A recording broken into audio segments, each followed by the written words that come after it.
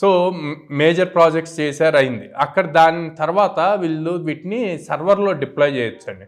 సర్వర్లో once deploy చేస్తే code ల్యాప్టాప్లో run అయిన దానికి సర్వర్లో డిప్లాయ్ చేసి రన్ అయ్యేదానికి చాలా డిఫరెన్స్ ఉంటుంది.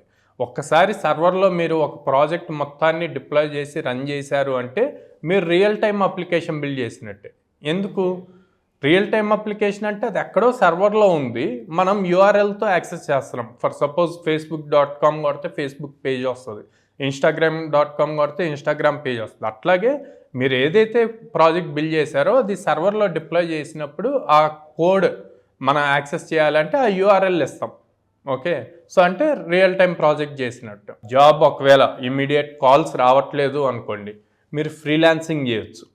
ఓకే, ఫ్రీలాన్సింగ్ సైట్స్ చాలా ఉంటాయి. తర్వాత ఇంటర్న్షిప్స్ చేయొచ్చు, ఇంటర్న్షాలాకి వెళ్ళి ఇంటర్న్షిప్స్ అప్లై చేయొచ్చు. సో ఫస్ట్ ఎప్పుడు కూడా మనీ గురించి ఆలోచించకుండా మీ వర్క్ ప్రూవ్ చేసుకోవాలి. ఆ వర్క్ ప్రూవ్ చేసుకోవడానికి ఒక ఛాన్స్ ఇంపార్టెంట్. అది ఏ ఛాన్స్ వచ్చినా మిస్ చేయకుండా అమౌంట్ గురించి వదిలేసి ముందు ఆ వర్క్ కంప్లీట్ చేసి సబ్మిట్ చేయండి. వాళ్ళకి మీ వర్క్ నచ్చింది అనుకోండి, ఫుల్ టైం ఎంప్లాయీస్గా తీసుకుంటారు కదా, అప్పుడు మంచి ప్యాకేజెస్ వాళ్ళే ఇస్తారు. అట్లా చేసే ఫ్రీలాన్స్ వర్క్లోనే నాకు ఇంత అమౌంట్ రావాలి అని కూర్చుంటే ఆ ఛాన్స్ రావటం చాలా కష్టం.